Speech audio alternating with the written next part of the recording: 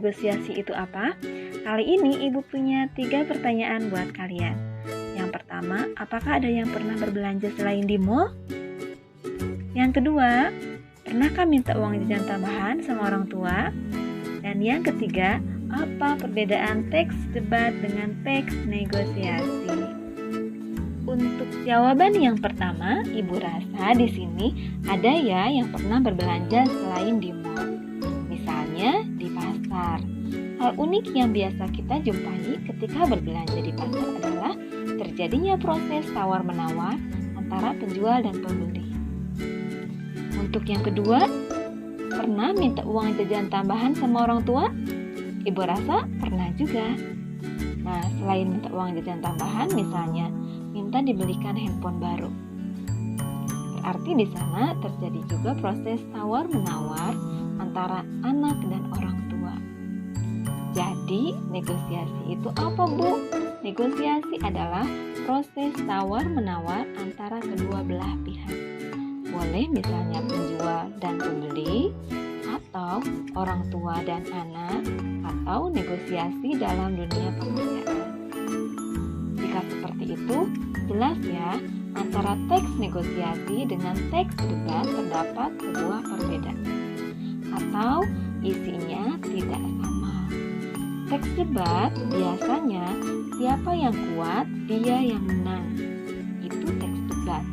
Kalau teks negosiasi, tidak ada yang kalah dan tidak ada yang menang.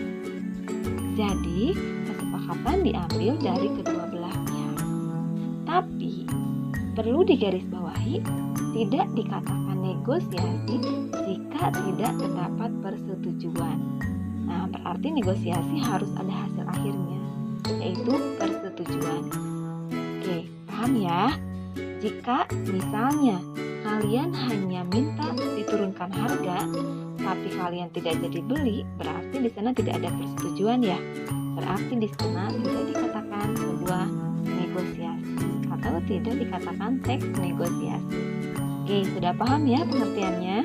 Kompetensi dasar, indikator, dan tujuan pembelajaran hari ini silakan kalian baca dan pahami.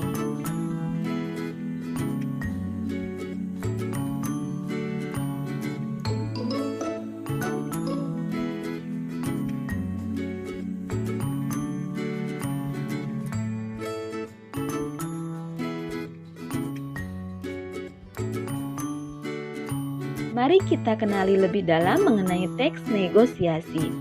Teks ini memiliki unsur-unsur pembangun.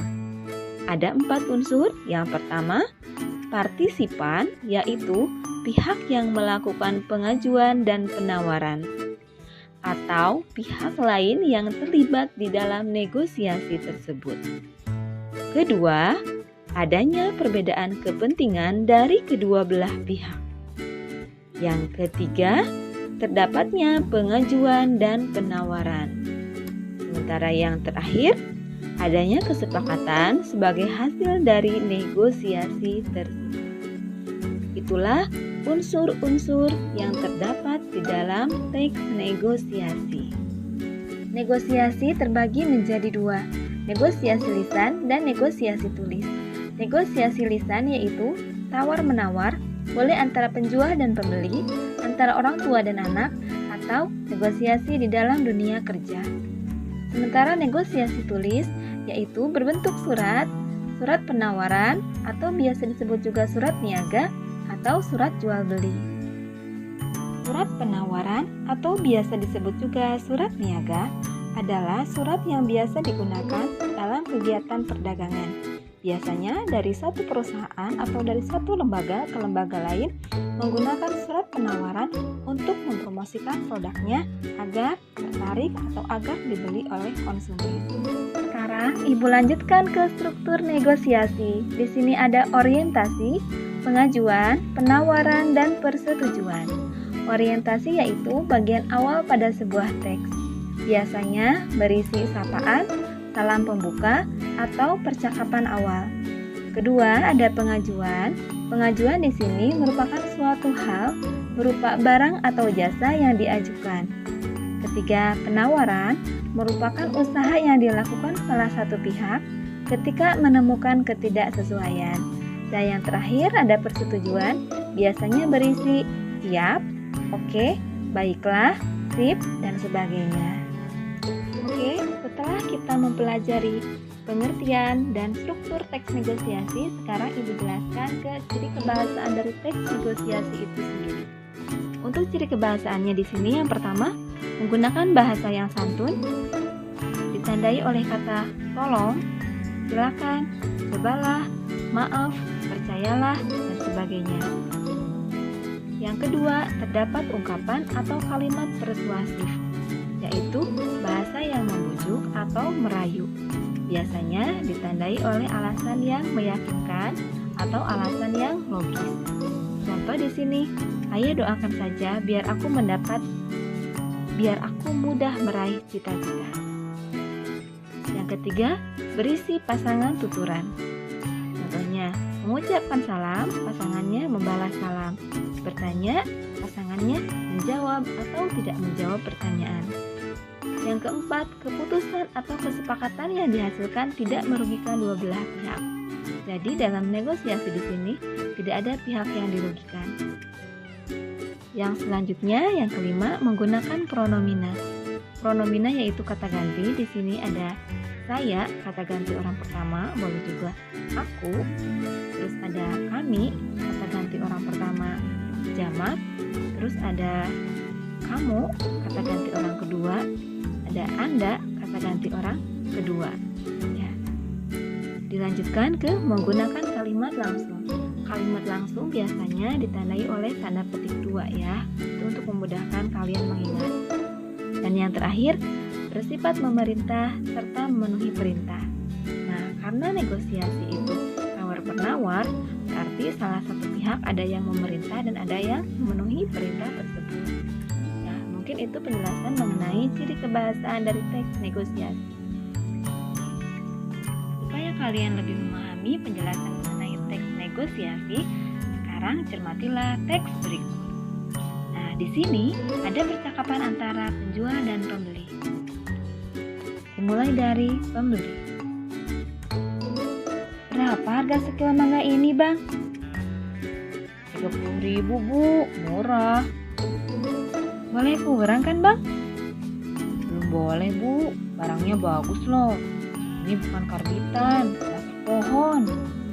Iya, Bang. Tapi harganya boleh kurang kan? Kan lagi musim, Bang. 20.000 saja ya. Belum boleh, Bu. 28.000 saja ya. Biar saya dapat untung, Bu. Baiklah, tapi saya boleh milih sendiri kan, Bang? Asal jangan pilih yang besar-besar, Bu. Nanti saya bisa rugi. Iya, Bang. Yang penting saya dapat mangga yang bagus dan tidak busuk. Saya jamin, Bu. Kalau ada yang busuk, sudah ditukarkan. Baiklah, saya ambil 3 kilo ya, Bang. Akhirnya, penjual mempersilakan pembeli untuk memilih dan menimbang mangganya sendiri. Coba perhatikan analisis struktur dari teks negosiasi tersebut. Pertama di sini di bagian atas ada orientasi. Orientasi yaitu percakapan pembuka antara pembeli dan penjual. Contohnya, berapa harga sekilo mangga ini, Bang? 30.000, Bu, murah. Nah, ini kan percakapan awalnya. Kedua ada pengajuan. Boleh kurang kan, Bang? Di sini pembeli mengajukan harganya untuk turun. Terus ada penawaran lagi. Belum boleh, Bu. Nah, ada kata belum boleh, Bu, berarti abangnya tetap mempertahankan harganya. Ini penawarannya ya. Barangnya bagus loh, Bu, ini bukan karbitan, masak pohon. Kita ke pengajuan lagi. Iya, Bang, tapi harganya boleh kurang kan? Kan lagi musim, Bang. Nah, di sini pembelinya tetap ya. Dia menginginkan harganya untuk turun, malah di sini disertai dengan alasan yang logis atau alasan yang masuk akal. Dan berikutnya ada penawaran lagi.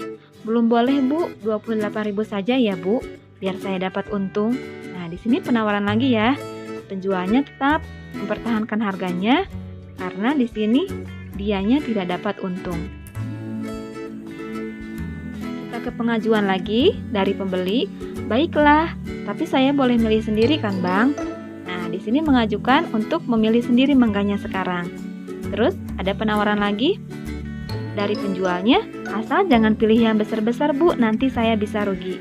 Nah, di sini permintaan dari penjualnya ya, bahwa si ibu tadi tidak boleh memilih mangga yang besar-besar. Dan struktur yang terakhir ada persetujuan.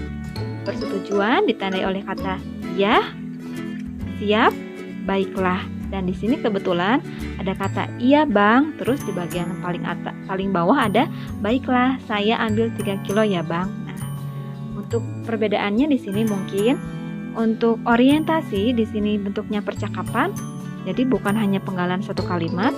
Orientasi itu percakapan antara pembeli dan penjual. Nah, di bagian paling atas atau paling awal. Sementara persetujuan adalah percakapan antara pembeli dan penjual juga. Di sini posisinya di bagian paling bawah. Nah, itu mungkin penjelasan mengenai struktur dari teks negosiasi tersebut. Berikutnya di sini ada analisis ciri kebahasaan dari teks negosiasi tersebut. Untuk ciri kebahasaannya, pertama ada pasangan tuturan. Di bagian paling atas, pasangan tuturan di sini berapa harga sekilo mangga ini, Bang? Berarti itu berbentuk pertanyaan. Pasangannya menjawab pertanyaan atau tidak menjawab. Kebetulan di sini menjawab pertanyaannya. 30.000 Bu, murah. Nah, ini jawabannya. Yang kedua ada persuasif, yaitu kalimat yang membujuk atau kalimat yang merayu. Contohnya, "Ya Bang, tapi harganya boleh kurang kan? Kan lagi musim Bang, 20.000 saja ya." Nah, di sini kalimat persuasifnya, yaitu kalimat yang membujuk disertai dengan alasan yang logis atau alasan yang masuk akal. Dan yang ketiga ada memerintah serta memenuhi perintah. Contohnya, belum boleh Bu, 28.000 saja ya. Terus ibunya ada kata baiklah, berarti ibu di sini memenuhi perintah dari penjualnya. Dan yang terakhir ada tidak merugikan kedua belah pihak. Kenapa di sini tidak merugikan kedua belah pihak? Ditandai oleh kata ya sama baiklah. Berarti tidak ada pihak yang dirugikan pada saat negosiasi di sini. Semuanya sudah sepakat. Demikian itulah penjelasan mengenai teks negosiasi. Di bagian akhir sini, Ibu memiliki 3 pertanyaan buat kalian.